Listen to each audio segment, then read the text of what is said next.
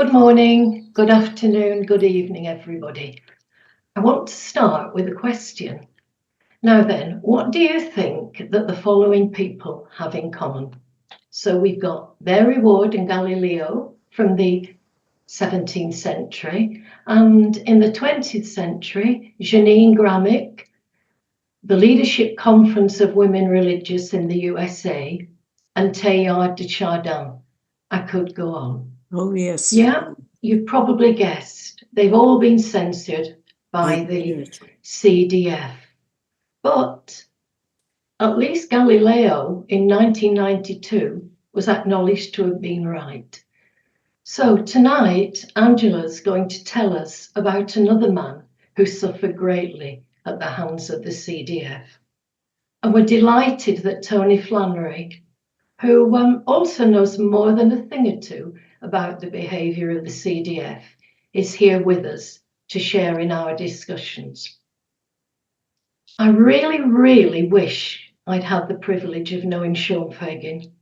Angela knew him very well and describes him as someone who didn't stand above, but with the vulnerable, the heartsore, the burdened, and the broken. Angela tells us that he was charismatic, he was humble yet confident. He never sought to keep power for himself and encouraged others to believe. He was a perfectionist, yet he was tolerant of others. He affirmed others. In all of this, does he remind you of anyone else, maybe, who came a couple of thousand years before him? But first, Sue is going to say our opening prayer. Sue? Beloved Spirit, give us the grace to open the eyes of our hearts to the ways in which hypocrisy, denial, and power abuse are woven into the very heart of the Catholic Church. Give us the courage to overcome our excuses, our fears, and our reticence. Be there to guide and protect us as we break through our silences and refuse to collude with what is damaged and broken. Be with us as we speak up and speak out. We work so that everyone will be truly welcome in the Church and able to use their gifts in leadership, ministry, and care, knowing that we follow Jesus, who excluded no one. Dear Spirit, be with Angela and Tony as they share their experiences with us. Okay. Thank you. I'm delighted to introduce Angela and Tony, who are both good friends of our community. Angela's one of our speakers at Hinsley Hall, and the year before that, she was at Bristol. And Angela, one of my fondest moments was of you cheering, clapping, jumping up and down in the hotel lounge when Ireland scored against New Zealand. At Hinsley, we heard about Angela's inspiring and encouraging experience of being part of a small Christian community on Zoom. Angela's a theologian, a communicator, and an author. She writes and talks powerfully about how exclusion is embedded in Catholicism. But tonight we're going to hear about her most recent book, What Happened to Fr Seán Fagan. This courageous theologian and pastor asked Angela before he died to tell the story of how he was censured and silenced by the Congregation for the Doctrine of Faith.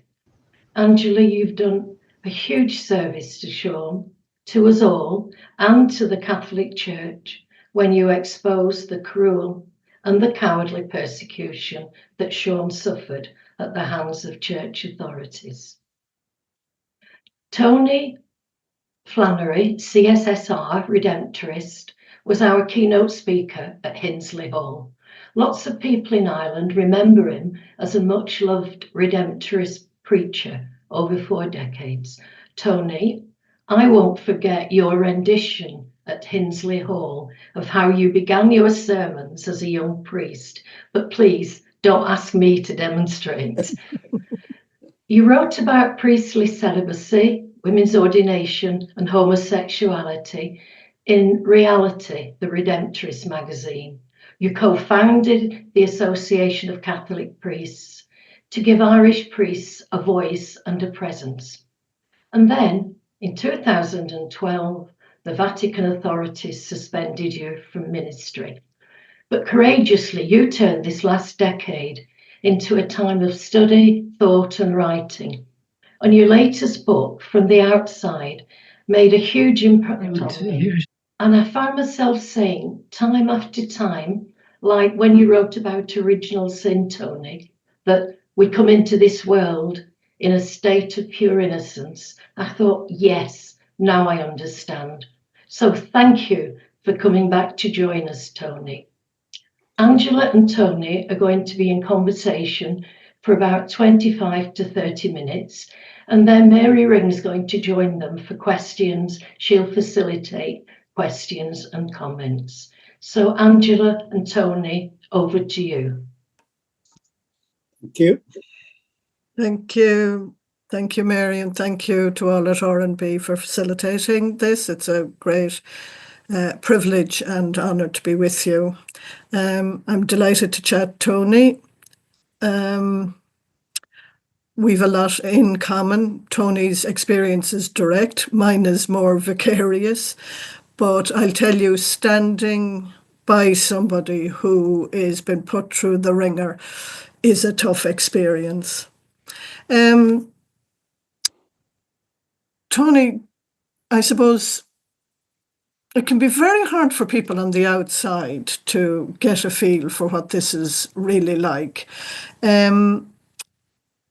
And for me, what made it all the worse was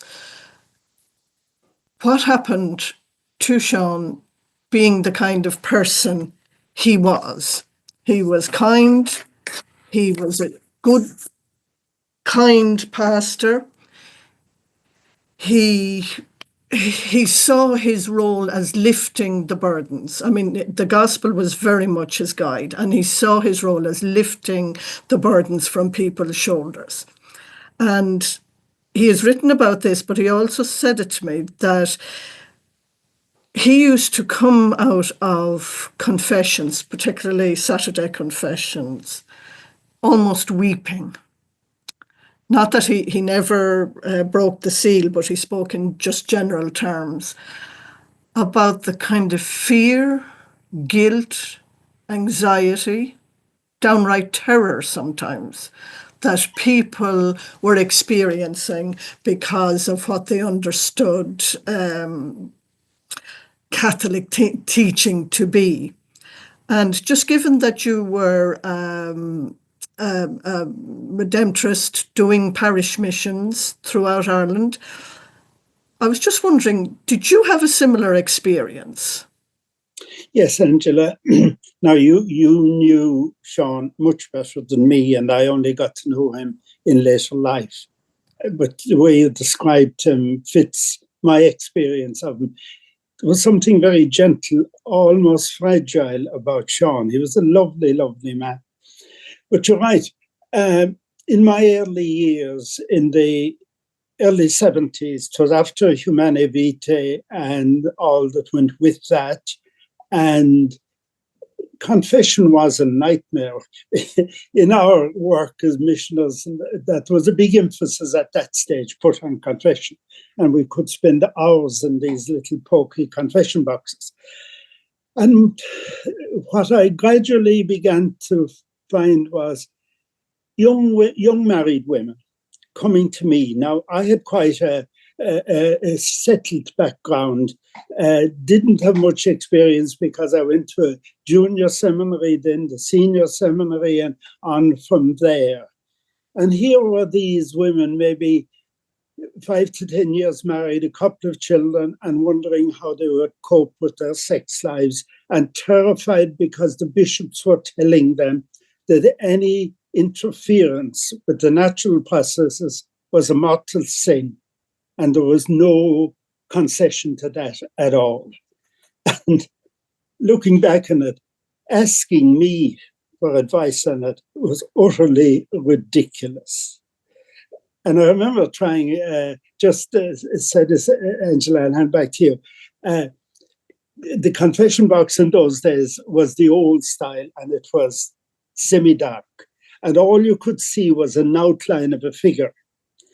And I used, in my innocence, start trying to explain to this person the importance of the individual conscience, how you formed your conscience, and how you made a conscientious decision.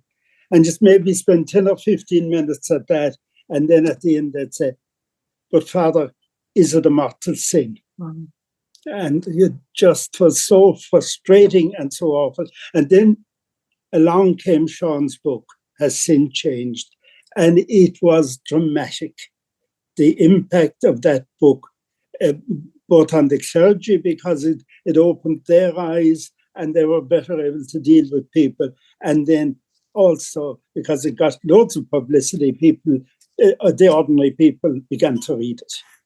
So Seán did wonders for the Irish Church.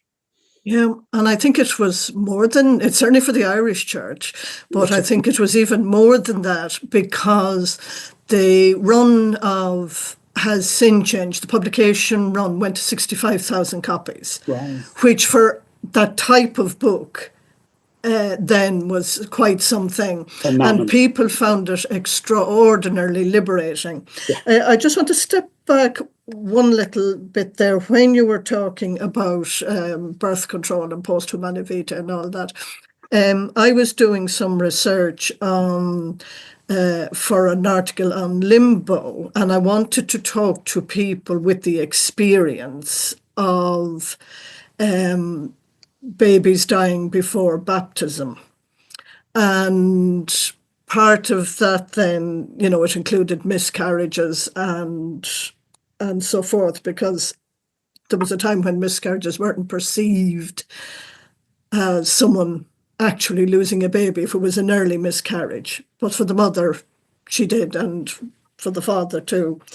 But one thing that came up, and it came up more than once, was the sense of guilt. And it was a pediatrician that told me this. People whose babies died either through miscarriage, either early or late miscarriage, or stillbirths, the amount of guilt some of those people had, feeling this was retribution for their flouting of humana vitae. I mean, there's something extraordinarily terrible about that.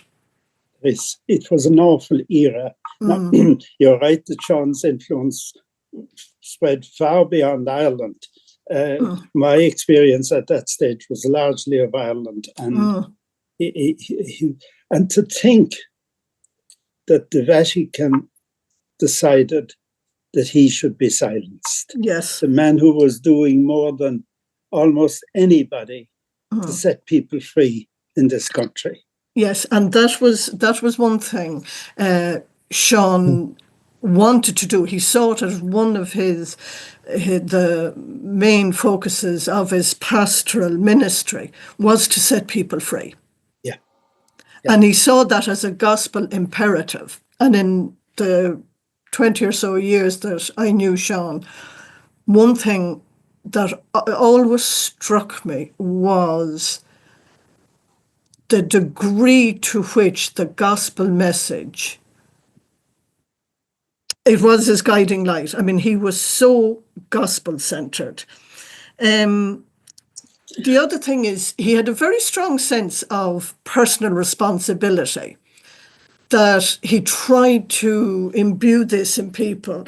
I mean, there exists within Catholicism nearly was, well, what's church teaching? What do the Vatican say? What does, maybe less so now, but Seán tried to focus on empowering people. I think that was one of his marks. And for some people, that was an extraordinary freedom. And for others, they were crippled by fear. And I thought it was interesting one time he ended up having at short notice to take over a sort of agony aunt page in the Universe newspaper. And he was only supposed to fill in for a few weeks, but he did it over a number of years. And he happened to make a comment about hell and damnation, where somebody had asked a question about hell. And he was making the point, well, we make our own hell. Our denial of God and the love of God, we create our own hell. He was totally taken aback at the reaction of a certain group of people who just could not accept that there wasn't hellfire and damnation waiting for us all, just waiting for us to slip up. Did you come across that? Oh, absolutely. The old joke about somebody who was reputed to have been sent to hell and discovered that things were great down there and everybody was having the best of fun. And he said, "Where's the fire?" They pointed them to a room off center. They said, "It's in there because the Catholics want it." Yes. But you made a good point there, Angela. Seán started with the people and his experience of the real lives of people. The authorities in Rome who were dealing with him started with the law, the doctrines.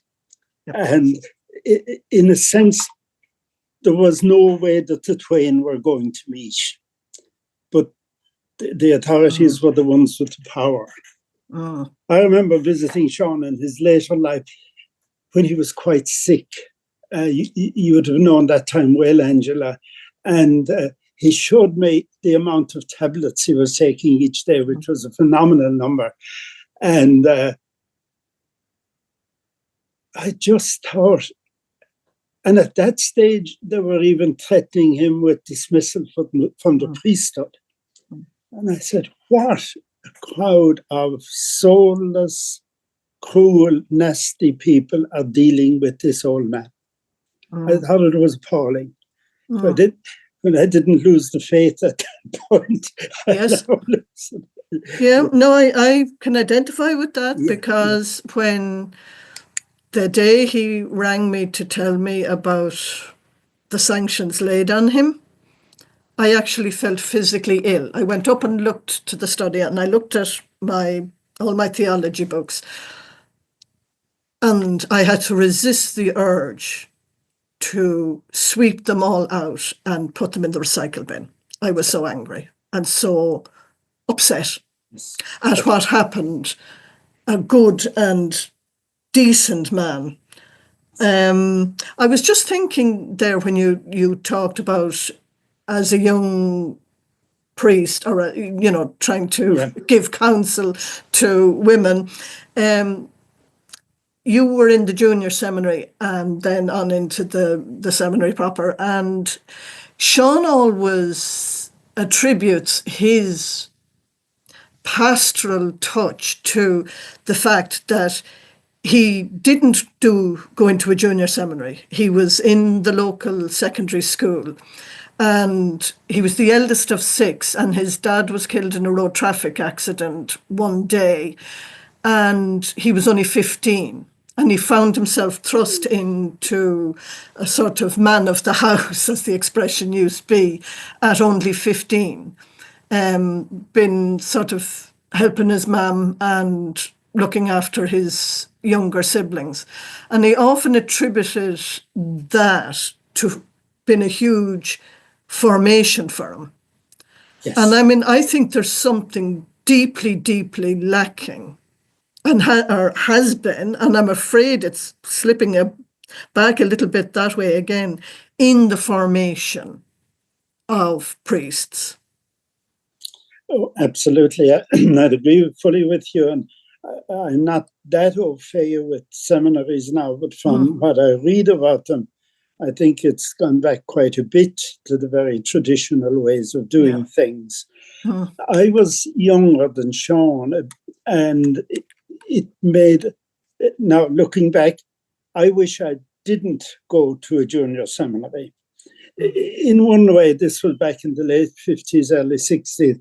In one way, it was a fairly benign system.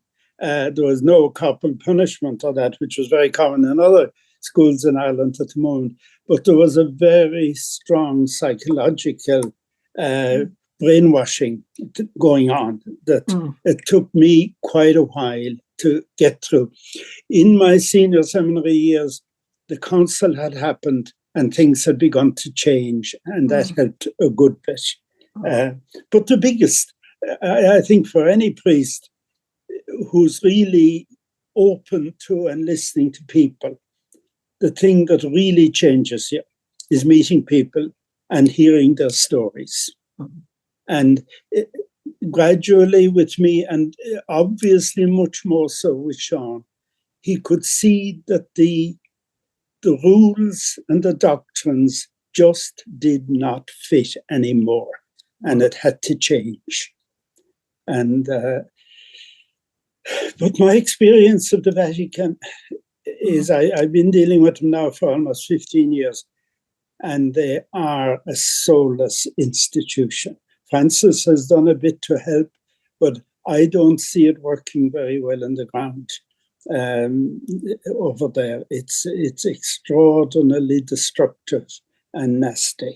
They're the worst views about it. Yeah, I think it's interesting that when Joseph Ratzinger took over as the head of the CDF, Bernard Herring, the moral theologian of great repute, was asked how did he think Joseph Ratzinger would get on in it, because he had been a very bright student and had been very progressive until the student riots in 1968, and that just caused him to do a complete turnaround. But Bernard Herring said about the CDF, he said, a fish cannot swim in a poisoned pool without becoming poisoned itself. Yes, yes. And yes. I thought that was powerful. And I also think it's interesting that the same Bernard Herring, he was in Germany during the Second World War, and he ended up in front of a Nazi court on 4 different occasions for some transgression or another, as they saw it. And 2 of the 4 times it was about not subscribing to the Nazi ideology. And he didn't have an easy time of it. He actually has said in one of his autobiographical works, he would rather face that court again than have to face the CDF again. Now, that is damning. It is. And I mean, Herring wasn't given to hyperbole or very dramatic comments. He was a very modest and quiet man. He was one of Sean's heroes, actually. Sean admired him greatly. So I thought that was an interesting comment about the CDF. I mean, there is a casual cruelty about it. I mean, when you talked about Sean's medications, I often regret it that I didn't chart it. It just would have seemed very cruel and unfeeling at the time. But I noticed as the CDF attentions increased on Sean, because it waxed and waned over about 12 years. And I noticed a correlation between Sean's various stress illnesses of one sort or another, and falls. Now think of it, this was a man in his 80s at this stage, and falls every time the attention of the CDF increased on him. And then when it had reduced, things would ease off and his health would improve. And I mean, there is within the theological community, I mean, there are people who have suffered terribly, whose health has suffered terribly because of the depredations of the CDF. And I mean, one of the what I thought was appalling. Now, bear in mind all the time when the attention was really bad, this was a man of indifferent health in his 80s. Yes. That I don't know, it was just what I call the casual cruelty of it. And you had an experience of that yourself, Tony, and Yeah. I hope Yeah, you don't well, mind talking about your dear sister. Oh, well, before that, I over the last 15 years or so, I've got to know a good few people who have been censored in various ways by the Vatican, a good few religious or clergy or some laity too, though they tend to escape the worst of it. And I know of some, and their lives were undoubtedly shortened by the stress and the general, I suppose, bullying that goes on. Yeah. An interesting aside, when you mentioned about Bernard Herring, he was, of course, a redemptorist like myself. And I would be critical of the superior and the general council of the redemptorists for the way in which they succumbed to the CDF without making any fight of it. Now, 20 years earlier, when Bernard Herring was under pressure, his superior general handled the CDF with enormous skill and protected Bernard Herring and made sure he was never censored. And they tell me that the main way he did it was that he had, this was before modern communications, was just the telephone. He had instructed the person who was answering the phone, if there's any call from the Vatican for me, say I'm away. And they could never quite get their hands on him. That's the way they did. Yeah, no, I was lucky. Thanks be to God, I'm in my late 70s now, and I'm getting on fine. I did have a stroke about 18 months after this happened, but again, I was very lucky. It was a fairly minor one, and it didn't leave any long-term damage. But I would have no doubt that what I was going through at that stage contributed to it. And even the specialist I was dealing with, he said, clearly you're under a lot of stress and you have very high levels of anxiety. Yes. That's the sort of way that it affects a person. You know? Yes, and just to step back one there, and there is something about the way they do it. They will never speak to you directly. That's right. And they will work through your religious leaders, and it puts you then in conflict with your own community. Exactly, that's very true. And I would just look at that as emotional blackmail. Nothing, I wouldn't call it anything less than emotional blackmail. Because Seán, like for all his progressiveness in so many ways, he was actually a very traditional priest in terms of his obedience to his congregation. And that he found that hard, that a man who was his student was the leader at the time. He had just taken over when things had really kicked off. And Seán found this very difficult, that a man that he knew as a young fellow, who he liked and admired and respected, and then Seán was put in a situation where he had to say to this man, you know, I can't do what the CDF are asking. In conscience, I cannot. This was to do with a letter in the Irish Times. They wanted him to write to the Irish Times and withdraw his letter. Yes. Now, anyone with a little bit of wit would know you just don't do that with letters to the editor. And Seán just said, sorry, cannot do this. In conscience, I cannot do this. But he had to say that to his own leader. And he knew he was making life awkward and difficult for his own leader, who was the person in contact, the CDF were contacting. And that's very similar again to my situation, in that they demanded that I would make public statements that would be published, directly contradicting positions I had adopted, say, on Catholic sexual teaching, and especially ordination of women, and that I would publicly say that I believed fully what the church said. Now, I mean, that was so ridiculous.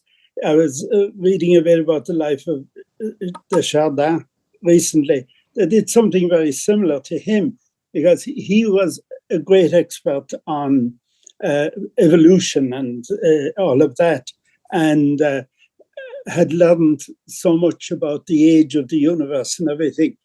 And they demanded that he accept publicly that the account of creation in Genesis was historically accurate. Now, I mean, it was so utterly preposterous. But like I'd said, they deliberately do that. They deliberately present you with an order that they know you cannot accept and follow without utterly debasing yourself. And they've done that to loads of people. And I would believe that. And because the person then says, I cannot in conscience comply, yes, then you end up under the punishment they have directed because you didn't comply. That's right. That's like right. you cannot win. You know, you cannot win. I just saw a comment there in the chat. Kevin asked when obedience becomes abuse. But there's even an understanding of what the religious vow of obedience actually means. This was interesting. When I was doing the book and I started trying to figure this out, and I went to all my usual reference books. No, couldn't find anything. So I started approaching a number of people I knew. And the funny thing was, when I mentioned obedience to some of male friends who were in religious life, it was, don't want to go there. When I mentioned it to women, I got a very open reaction. And it was a Redemptorist team who actually gave me the most valuable insight into it. And that obedience is first and foremost obedience to the gospel. That's right, yes. Now, that actually, in my early years in the Redemptorists, we went through that big change. Like when I joined up first, obedience was to your superior, and it was to the letter, whatever he ordered you to do. The famous cases in the novitiate where you were ordered to go out in the garden and sow the cabbage plants upside down. And you were supposed to do it because that was the order you were given. You weren't allowed to use your own mind at all. But then gradually that began to change, all through the influence of the Second Vatican Council and the whole notion of the community. The voice of the community became much stronger. So that I suppose in the end, when it came to the situation where I had to make my choice about whether I would do what my superior told me, because he was working under orders from the Vatican, and it was an easy decision for me because the alternative was impossible. Yeah. So there you go. But poor Sean, I suppose. Well, he was that bit older. And just going to say that. Yeah. And maybe, like, we know, and maybe you just might go through that a little bit, Angela. What exactly were the sanctions that were imposed on him? It was he couldn't write, he couldn't preach, he couldn't teach, he couldn't broadcast. So for a man who was an absolute epitome of communicator. Yeah. Of what it was to be a communicator, I should say. It just cut all of that away. And if he didn't comply, he was told that he would be stripped of his priestly faculties. Yes. And if he persisted, he would be dismissed from the Marists. Yes. Now, yeah. I mean, there's only one word or one phrase for that: elder abuse. That's right. And as I was only getting to know Sean and didn't know the story as you outlined it there now, Angela, I'd been asked to edit a book of articles on one of the abuse situations in Ireland. And I had asked Sean to write an article basically on Catholic sexual teaching. And then only then I learned the stricture he was under. And I came back to him straight away and I said, Sean, God, you can't do this. He said, I'm sorry I asked you, and really, I don't expect you, I don't want you to do it. But he said to me, and I saw a steely side to Sean there, he said, I am writing this article and it's going to be published. Yeah. Which he did. Yeah, but that was when he was still under threat, before the hammer actually fell on him. And the reason he went with that, now when you mention steel, I mean, it's funny, I used to always say, you know, he had a core of steel and a velvet glove, he definitely did.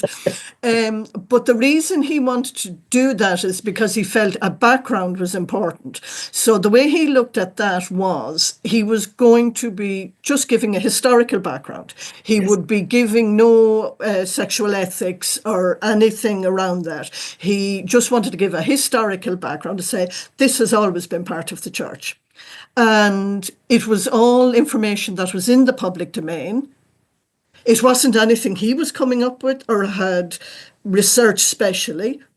It was just stuff he brought together, all out there, and put it together. And in his usual way, all was well put together. Well, exactly. That was the thing about him, Angela. As you say, it was all in the public domain, but Sean had a way of expressing things that made him fresh and new. He did. Yeah, he did. And I think that's what struck me about his book, Does Morality Change?, which was the one that actually spoke to me and brought us into contact and the beginning of the friendship. It was the way he said it. It was the way he told it. He just wrote so well. He wrote so clearly. He avoided jargon, but he didn't patronize. He didn't infantilize. He didn't talk down. He treated you as an intelligent adult and spoke to you accordingly. And that was a significant part, a reason why he was also censured. They actually said it. They said if it was academic stuff he was doing, that was within the academy, the university, but because his stuff, they actually said it, because his writing was so accessible, that made him a danger to the simple faithful. Don't you love that expression? Yeah, and actually, one of the early times that I met him, when I was only getting to know, and I had written a book somewhere back in the late 90s, I think, Keeping the Faith, and he had read it, and he said to me, how are you getting away with that? He said. I didn't know what was coming down the road. Yes. What I said to him was, Sean, I'm not a theologian, I'm not an academic, I'm just an ordinary old clodhopper of a preacher. They don't bother their head with me. And I mean, I don't mean to insult you. I mean, you're far from that. But that was part of it, because Sean had an international standing. Yes. And was well regarded.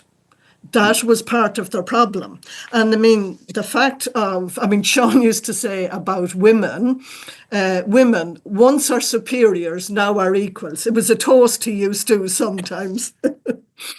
And he And when you think of when the whole house came crashing down on him, there was a letter to the editor in the Irish Times about the shortage of priests in Ireland.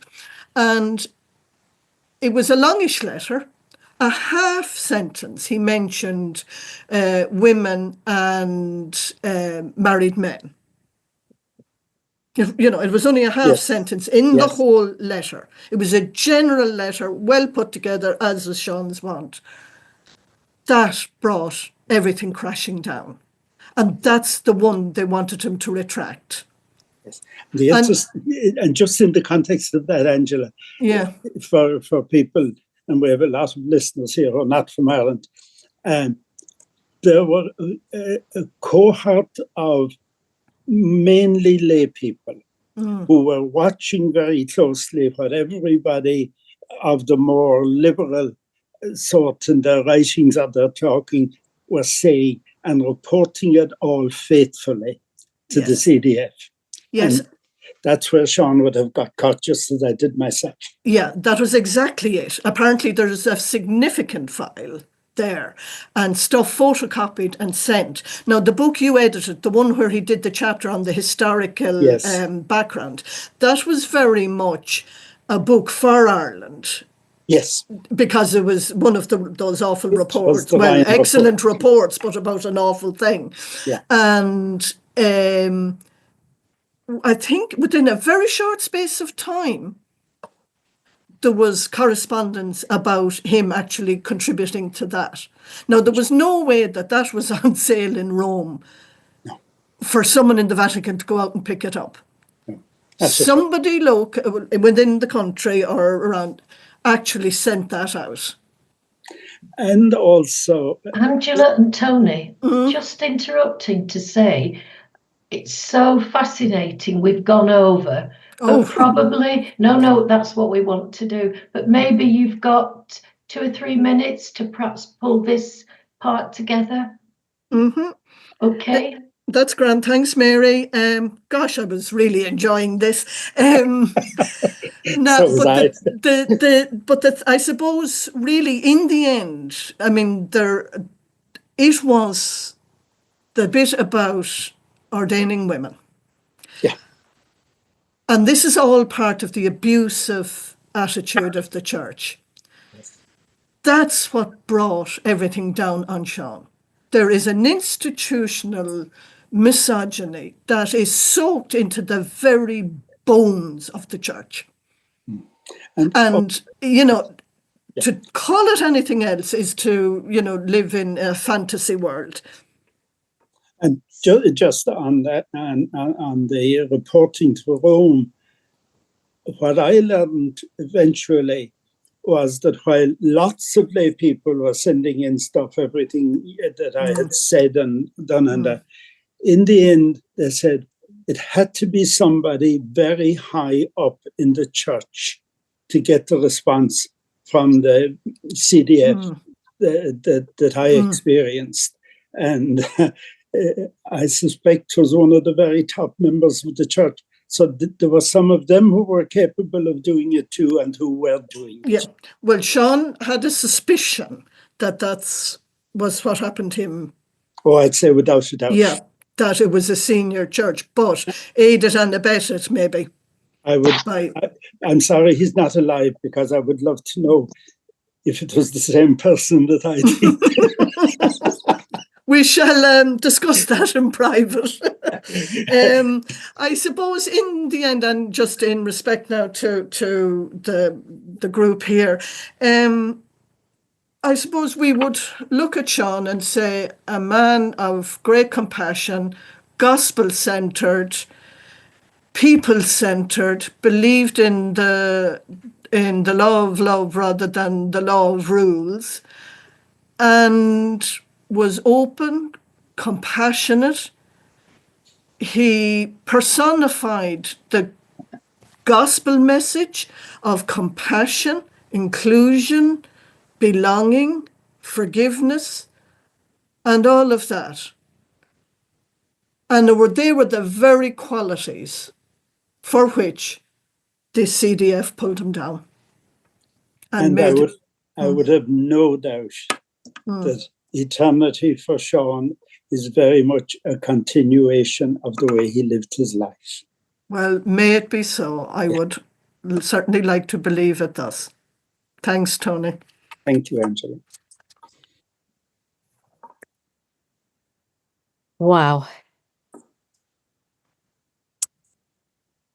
I come in at this point to say that I could listen to you two for quite another while. Maybe well,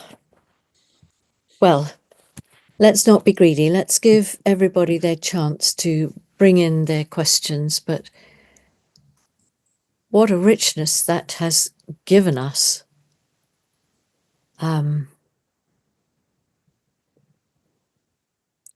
With your live insights and terrible recollections of a great man destroyed and too many others like him. That was a practical. Kevin, you were kindly there giving me the slide for everybody. Are we there, Kevin? Yes, lovely. You see the arrow, everybody, pointing down. It's a little react heart. You might have a raised hand symbol, but somewhere in your toolbar, you should see the chance to raise your little yellow hand up in the corner. You click on raise hand and let us know that you've got a question, and that way we can ask you in one by one to ask your questions or make your comments to Angela and Tony. And straight away I see that Anna Nisa. Oh, Anna, I'm not going to try your surname, but Anna, we would love to hear from you, and we know you are speaking from Poland, so you are very welcome. Please tell us what you'd like to say. A few words. First of all, thank you very much for letting me in, for being with you. It's my second time when I'm with you. And I represent Open Catholics in Poland. I live in Krakow. Well, the story of Father Fagan, yes? It rings the bell for me very much, because we know, because I am in a small community of people supporting this priest. So I know of a priest, Father Adam Boniecki is his name. He is 90 now, and he has also been censored, even though he was general of the Marian order at one time. But later on, when he came back to Poland, he was silenced twice for his courage, for his open standing. Well, you probably know a little bit about nationalist and chauvinist, fortunately former government, and their union with the Catholic Church. Anyway, what struck me is one thing, because in the story that I heard from the two of you, very moving story, you were full of compassion for this late priest. And of course, we are also full of compassion. We pity the behavior of the superior of the order who silenced Father Boniecki. But on the other hand, this priest, Father Boniecki, has a circle, a big circle of supporters who support him. We are with him, we are his friends. And I think that it gives him courage. He also had stroke 2 years ago or 3 years ago, but fortunately he recovered.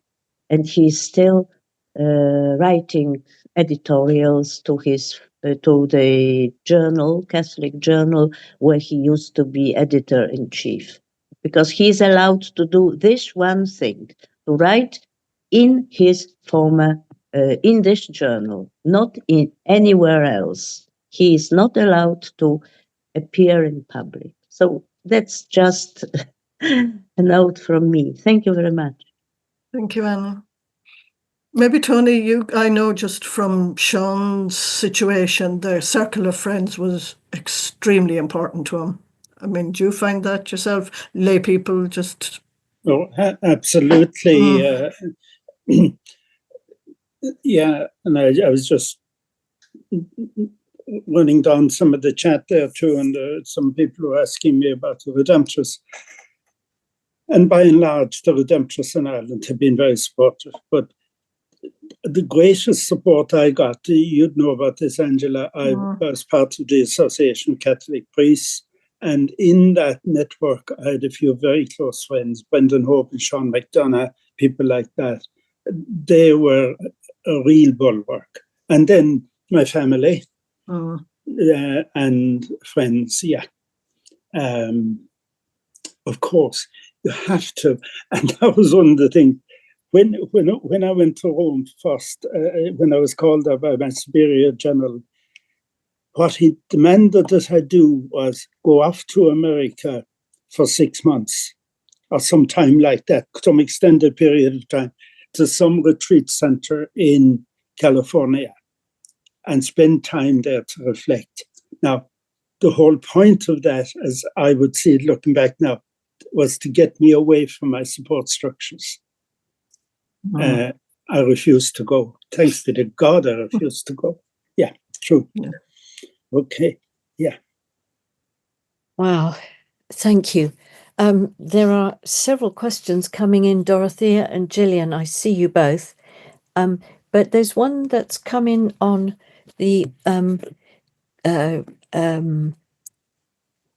question line. Are there other priests who are afraid to speak out? Is what we are left with because of this a watered down version of the gospel? May I say something here, Tony? Yeah, I noticed that. I was doing a quick flick down through the messages as well. Oftentimes it's not a question. I mean, Sean was not afraid to speak out. He was told if he spoke out or if the media got to hear about it, even without his cooperation. So think about that.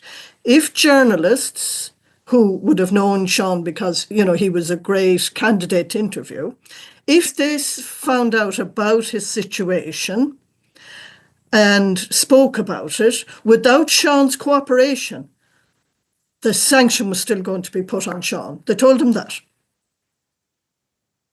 What a cruelty. Beyond words. I'd have no doubt. I know lots of priests who would say, I agree with you, but I'd never say it. Because they'd say, look, what happened to you? And only the other day I was chatting with somebody, a priest in a position of a superior, and coming up to Christmas, I said, maybe you might think, and this same man had, in his studies, had learned all about the Christmas story, the nativity story, and how it was mythological, and the origins of it, and all of that. And I said, would you ever stand up and tell the people that? And he said, do you think I'm mad? I want to stay in this position. In other words, as superior where he is. So that's wholesale in the Catholic Church. Yeah, a careerism. And I mean, Sean was very dismissive of that. His attitude, you're there as a priest to serve the people, and you do that to the best of your ability. You know, advancement up the ladder had no place. And my Superior General, when he was trying to get me to do what I was being told to do by the Vatican, he said, remember, he said, all the masses that you will celebrate for the rest of your life. And making this sacrifice is a very small thing in relation to that. That was the sort of blackmail he was trying to use on me. Anyway, yeah. Thank you both. Very enlightening. So sorry, there's a queue of people clamouring to come in. Dorothea Rose, may we start with you if you would unmute yourself and come in? Thank you, Dorothea. Go ahead. I hope this is a kind of relevant question. I mean, you know, what you're saying is just very distressing to hear, but I think we know a lot of it. I am coming more and more to the conclusion that we should close the seminaries and that instead those young men should be assigned from the beginning to a parish where they basically learn on the job and they are allowed a bit of time to do their studies as well. But they have a real life experience of people, their situations, and after that can then decide, is this the life for me? I don't know if that's, I have sort of thought about this for quite a long time, but you know, from all that I hear and from what I learned through Root and Branch and the whole attitude towards women and what is going on in the Vatican, which is very depressing, you know, that's the way I'm thinking now. I think that's a wonderful suggestion, Dorothea. Absolutely wonderful. Treat it like an apprenticeship. And I'd agree fully with you. Too. Yeah. Yeah. 100%. Because, sorry, before I finish, I'm hearing stories of young men who are being ordained, but in some cases it's like pre-Vatican II. Yes. Pre-Vatican II. You know, I'm the priest, this is my parish, you know, I decide. Nothing about us all being the church, the people of God. That's a fact. That is happening. It is. Thank you. Thank you so much, Dorothea. In the interest of getting as many people as possible, Gillian Hodson, would you like to unmute and give us your question, please? I really wanted to say that the stories that we're hearing tonight, Sean and Tony's, and other stories that are flashing across the bottom of the screen, are absolutely horrendous. And they must make all of us feel so uncomfortable that something like that could happen, especially within the Catholic Church. In any Christian situation, this must be absolutely awful. If we have this kind of thing happening and we don't know about it, I am just wondering how many more things are going on that we have no idea about. And it makes it even more difficult to think that we might be colluding by not fighting for the transparency that we need. Yes, well said, Gillian. I mean, the struggle has to go on, and considering like women are making up the vast majority of reform groups, and that we all have to find our voices. I mean, women who haven't been used to standing up and speaking out, sisters, you have to find your voices. Tony, anything to add to that? I wouldn't add to that. I think it's all said. Gillian spoke very well there, and maybe it's as well that you don't know. I wish to God at this stage, Gillian, that I didn't know half of what I know about the Vatican. I'd be better off. Thank you. Thank you, Gillian. Thank you for those answers. Peter Johnston, unmute and come on in. Thank you, Mary. I just wanted to raise the issue of synodality and the synod on synodality. And of course, synodality is a culture exactly the opposite of the sort of autocracy that's been practiced by the CDF, the unthinking approach to people. And I've not seen anything in the synod papers, including the final document, indicating any recognition of the terrible sins, if you like, of the CDF in the way it has treated so many people so badly, without consideration, without listening, without respect, without the very essence of synodality.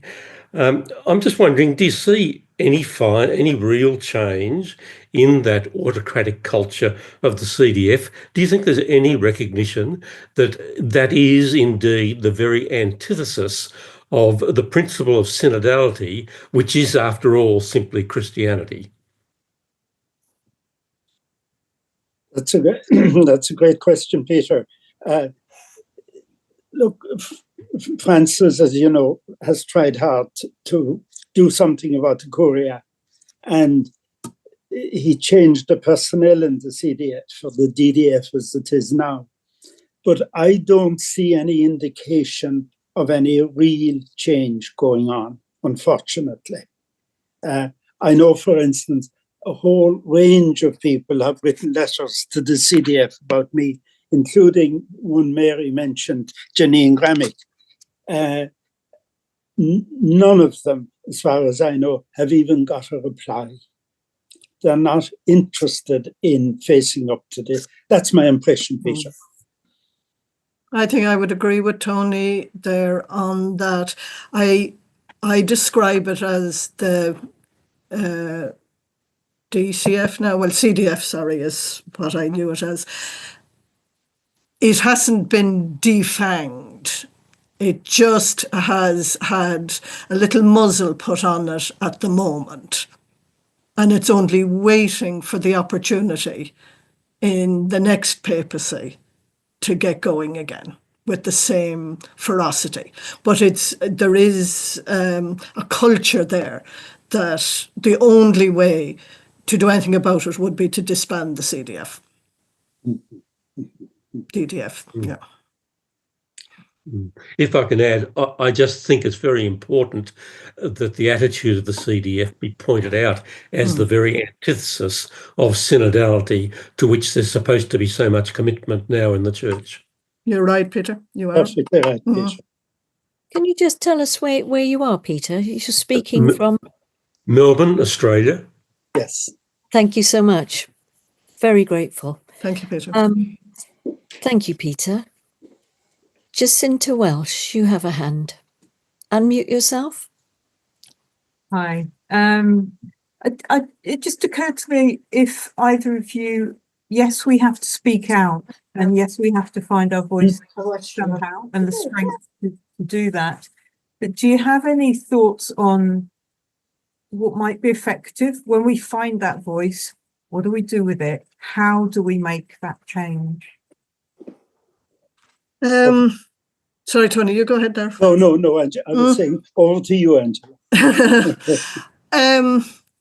Well, you see, given the attitude to women in the church, essentially we don't matter. I mean, they took the whole issue of women's ordination out of the synod on synodality, removed it from the final reports.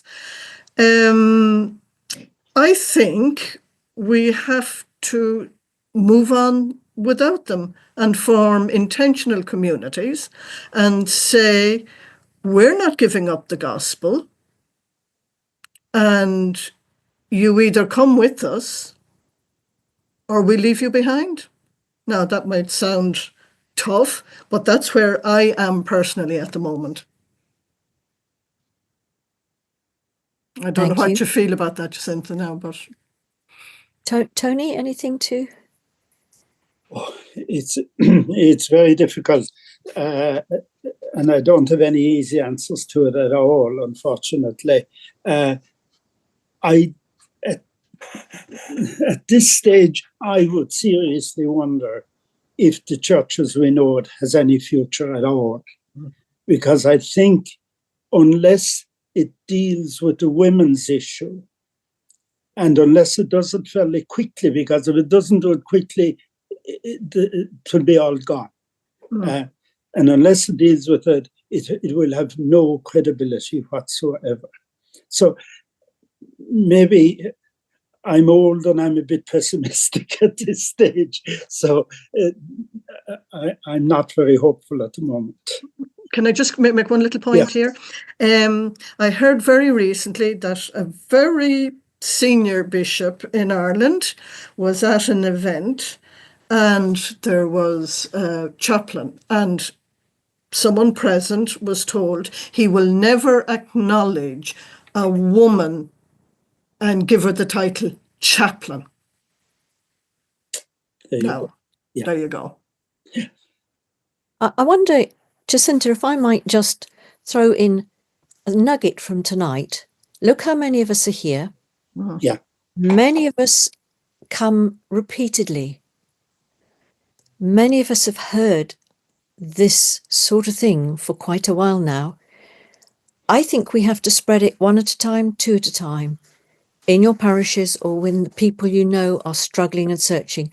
And you have to say, I saw an amazing evening last week. Come with me and watch the video. And just say, just one person, two person, show them. Somebody from my parish would be horrified if they heard this from tonight. So I need to start just with one person here and another over there, and they have to tell their friends. Yes, and Mary, maybe what I said, Jacinta, was unnecessarily negative, because I can remember I spent a weekend with Root and Branch some months back, and the energy that you've got and the drive, I came home really excited and impressed by that. So, there you go. Thank you, Jacinta. Super point. Kevin, you also have been waiting, and then I think we're going to have time for a couple more questions. So do please put your hand up if you've got something to add. Kevin, all yours. Yeah, I will be quick. Right, I can feel my anger arising right when I hear what I'm hearing tonight. But that anger is emotional, and it's telling me I'm alive, right? And it's making me want to do something. Now, I'm having worked for the church for 4 years, and I know what it's like. It was not a happy experience. You could not talk. I was. But anyway, I won't go there. What I want to say is, in your book, What Happened to Seán Fagan, in a letter from Seán Fagan to Kevin Kelly, who is a moral theologian in England, talking about his case, Seán Fagan says, there is nothing we can do to bring about any change. For centuries, they have closed ranks and ignored any criticism, knowing that they have time on their hands. We are up against a Goliath. That's the church. Now, I tend to agree with that, but it brings me to the point. Why do we bother trying to change this institution? I have a feeling we are just wasting our time. We've all got a limited amount of time and energy. Why am I wasting my time trying to change this? Why not just get out there and live by the gospel, create community, and work for social justice, and just push it to one side? So I agree. There is nothing we can do to bring about any change. I would be interested to hear what you have to. Kevin, you're even more pessimistic than me. The only thing I would say is what you said. You talked about it as the church. I would much more focus it on the Vatican, because I think there's enormous goodness in the church at all sorts of levels, but this heavy weight of bureaucracy from the Vatican. And was it Kevin Kelly or Sean that talked about centuries of that situation? I don't see that. When people ask me, do I want to come back into ministry at this stage, I said, I don't really. Like at my age, why would I bother? But I said, I would love to, if it was acknowledged that what was done to me was unjust. Mm. Now, I'd say I'd want to live to about 5 centuries before I would ever get that. Mm. So, yeah, there you go. Angela. Well, Sean talked about the Goliath of the church, but remember, David won that tussle. Mm. Get out your sling. Thank you so much, Kevin. Kevin Liston, will you unmute and come on in? Another all the way from Australia, I do believe. Good morning. Good morning. Tony and Angela, for a brilliant conversation and for so many revelations. And only about a month ago, Kevin was here sitting at the same table that I'm sitting at now. Thanks, Tony. Lovely to hear you, Kevin. Go ahead. Yes, the conclusion seems to be pretty strong, of the consensus that the church as we know it is dying. I think that one of the key factors in it is that the church, this organization, relies so much on maintaining the official position of the church. It's quite clear that the official position of the church is very different from the position of Catholics, what Catholics believe. I think the church of the future will be built on what Catholics hold as true and life-giving. Yeah. What would you care to comment on that? I would agree with you, Kevin. And that's why I made the distinction from the other Kevin, that really the real evil in the church is the weight of the Vatican. But there is great goodness at the ground level in the church. Yes.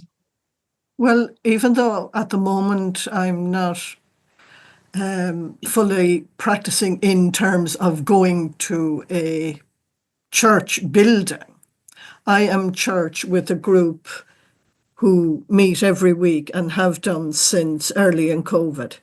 And that is my worshipping community. Mm. It's life-giving, it's prayerful, it's not cozy.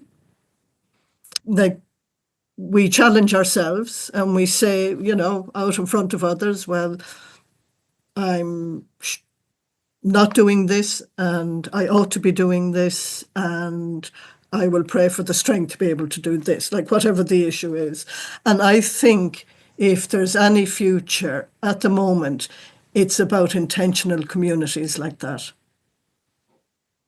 Thank you. Thanks, Kevin. Good seeing you again, Kevin. You're looking Thank well, you. Tony. Thank you, Kevin. And thank you especially for your early morning. Libby Longhurst, and then I hope we'll have time for Christina as well. Libby, come on in. Thank you. I'm afraid I missed quite a bit because my Zoom was playing up a lot. So this may have already been said. But what Seán Fagan went through sounded to me so much like what Jesus Christ himself went through at the hands of the authorities in his day. There's tremendous correspondences, and he put himself outside the structures necessarily. It's just a comment. It just struck me quite forcefully. Thanks, Libby. I can honestly say to you, having accompanied him through all of this, it really was a via dolorosa, and what happened in the end, was a metaphorical crucifixion. I would agree with you. Yeah. Okay. Thank you. Terrible. Thank you, Libby. Christina, unmute and come in. You're from Aotearoa, New Zealand. Can you hear me okay? Welcome. Loud and clear. Welcome. I just have comment in response to Kevin Gallagher's and others, and I hear it often saying, why do we bother trying to change this institution? And I guess for me, my answer is, for what it's worth, is that it's my whakapapa, it's my heritage, it's who I am, and it's not just an authority that I have by virtue of my baptism, but it's a responsibility, because this institution that is our heritage globally is the largest global non-political organisation. I mean, what is it? How many billion people, and a sixth of the population of the world? It's huge, and we see that at the gatherings that are happening. And what really riles me is that the abuse and so on that we're concerned about, the misogyny, the misinformation, the indoctrination, and so on, happens still every day over the pulpit, and it has to stop. People's lives are just being, ruined with, false ideas, myths about heaven and hell and having to obey and not being, they're disempowered. I mean, all of the things that Christ stood about. I think this is what we have to do. So yes, it is really important for me and for so many of us to find our own small communities that nurture and to be the change, to and find our own place where we're nurtured and nourished and inspired and challenged and so on. But I also feel like we have to keep one leg in the institution and say, this can't continue. It has to stop for the sake of humanity. The only comment I'd make on that, Christine, it was great listening to you. It lifts my heart to listen to you, and you're so right. With all its faults and failings, I'd want to die a Catholic. It is so basic in us. And it's great to have people like you who are so determined to try to see, can we improve this in whatever way? So well done to you. Thank you all. It's inspiring to be connected with you. I mean, that's precisely what I'm talking about. It's much bigger than just a few individuals. Yeah. Christina, can I invite you just to give us a couple of words about Be the Change, Aotearoa, because that in itself is a magnificent achievement.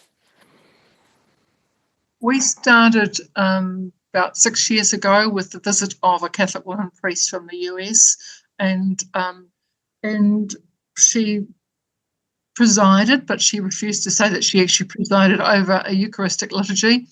She said, we all preside. And so that kind of inspired us to think, oh, well, okay, why don't we just continue and have our own inclusive Eucharistic liturgies, which we do once a month. We've got one coming up this Saturday.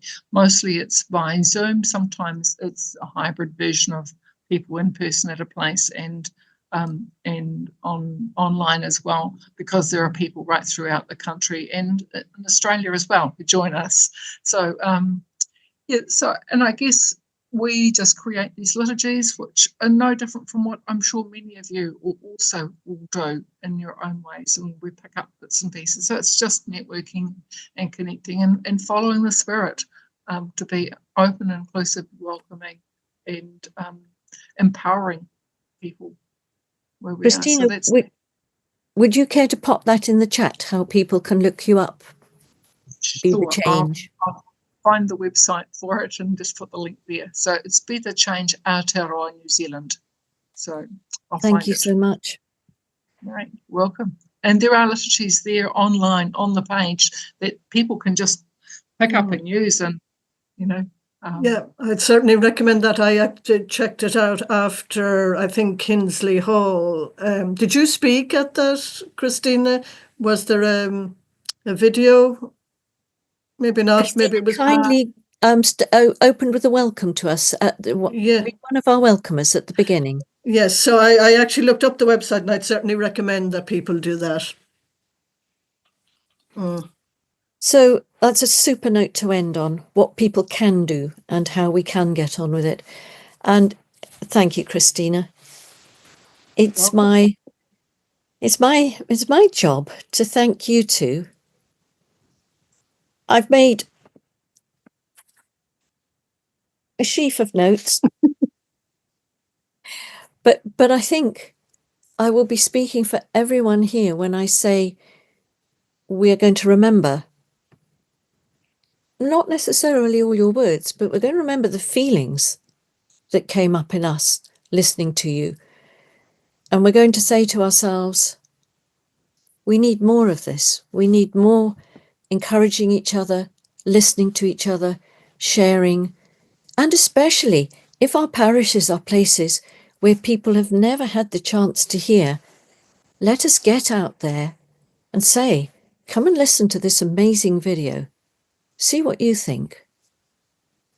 So thank you very, very much, Angela, for a superb evening, Tony, for the great chat. Do you know, Tony, for a man who suffered so much, you've laughed an awful lot telling us about it. Thank you, Mary. Don't know quite how you do it, but thank you so much, both. And I must reluctantly turn aside from you now and just give everybody a couple of minutes of what is upcoming from Root and Branch. And the first person, I think, we go to Jacinta. Jacinta, if you'd kindly tell us about Community Prayer Room. Thanks, Mary. I certainly will. It's really interesting that Angela just about 3 minutes ago spoke of forming intentional communities. And that's really what I feel Root and Branch is becoming. And one of the ways we can grow in community is to pray together, as Christina is doing and Angela is doing and so many others are doing. So for the last few months, Root and Branch have been meeting to pray together once a month in our online community prayer room. So we meet on the second Sunday of every month for just half an hour of quiet reflection and prayer, with time for silent prayer and time for intercessions. And it's just a lovely way for us to build our Root and Branch community. So our next community prayer room will be on Sunday, the 8th of December at 8:30 p.m. UK time. Now, the eagle-eyed of you might have noticed that this time is slightly later than before. We've decided just to push the time back a little. So I hope that works for as many people as possible. There's a link in the MailChimp that you received this week, but you can also find us on our website. If you go to the Root and Branch website, find Mission, and then Community Prayer Room is there, and the link and all the information you need is on that page. So Sunday, the 8th of December, 8:30 UK time, and it will be really lovely to see you there so we can pray together. Thank you, Jacinta. Over to Mary Varley. Okay, well, tonight's been very much about breaking the silence that Sean felt he couldn't break in his lifetime. And we're continuing with this theme in the new year. And we're going to hear again a conversation between Anna Adamshikova, who was 25 years a nun in the Missionaries of Charity. And she's going to talk to us about her experience of spiritual, emotional, physical abuse within that group, that order. Brian, whom many of you know from Stolen Lives and from Root and Branch, who blew the whistle on his own experience in Scotland with a cardinal when Brian was in seminary. He knows Anna, and they've been talking together, and they're going to talk about what's happened to Anna. So we'd be delighted if you join us on the 23rd of January. Thank you. Can we have the next? Yeah. Another really important theme for me that's emerged tonight is that the utter importance of working in partnership with all other organisations in the world, because we must be stronger together.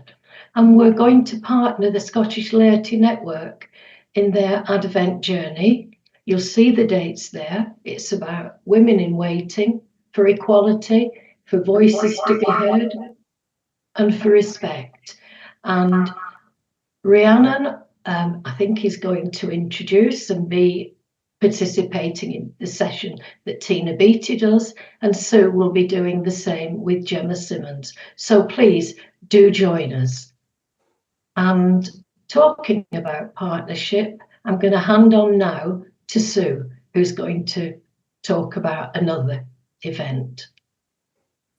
So I would like, you can see this on the screen, I hope. I would like to encourage everyone here to think about registering for the Immaculate Heart Community's Advent Retreat, led by Matthew Fox, a famous theologian and writer who supports gender and eco-justice. This event takes place in Los Angeles, both in person and on Zoom, from 5 p.m. our time on Saturday the 14th of December. You can join on Zoom for free, like all Root and Branch events. You just tick the free box. Nevertheless, if you feel like donating to the Immaculate Heart Community, any donation will be most welcome, which you can do on the website, but it's not compulsory by any means. The Immaculate Heart Community would be very happy to welcome any of us who are interested in this. Further details of this event are on the Root and Branch website at homepage. And as a candidate for the Immaculate Heart Community, I would also like to welcome you to this. Thank you. Thank Sue, you. may I add that you can also register through the Root and Branch homepage? Thank you. And if I can just add to that, Mary Varley, everything that we've mentioned in the last couple of minutes can all be found on the Root and Branch homepage. So do please just head there. We don't expect you to remember it off a slide here. Head to our homepage and find it for yourself. Thank you so much. I think we move to Kevin to help us close the evening.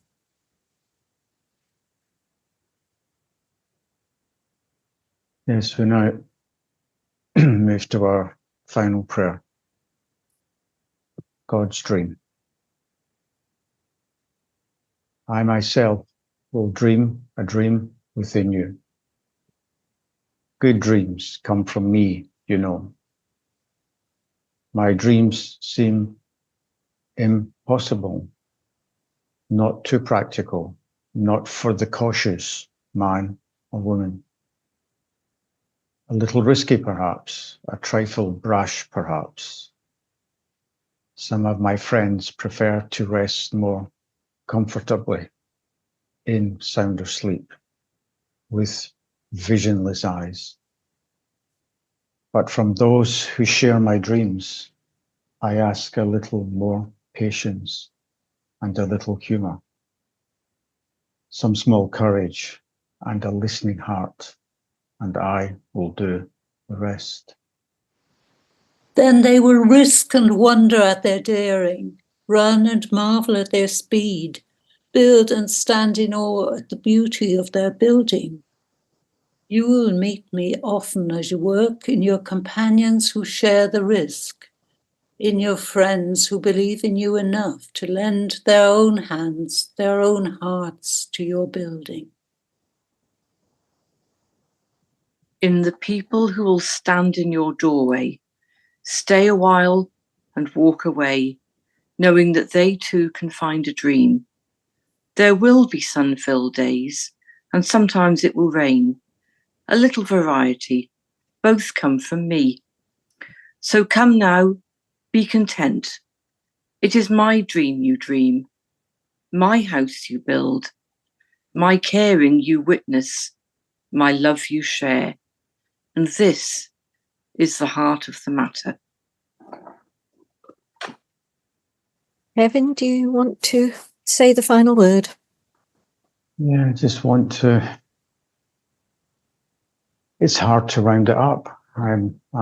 Things got so much going on beside me, thanks to Angela and thanks to Tony, just to say what a wonderful evening, what an inspiring evening. Yeah. I think there's little more to say than that. So just a great big thank you to you both, and hopefully see you again here. And a thanks to everybody who has participated with us tonight. And thank you for just being here, for your comments. We hope that you too will join us once again. So from wherever you are, good morning, good afternoon, and good night, and goodbye. Thank you all. Good night, everyone. Goodbye. Night, everyone. Thanks for coming.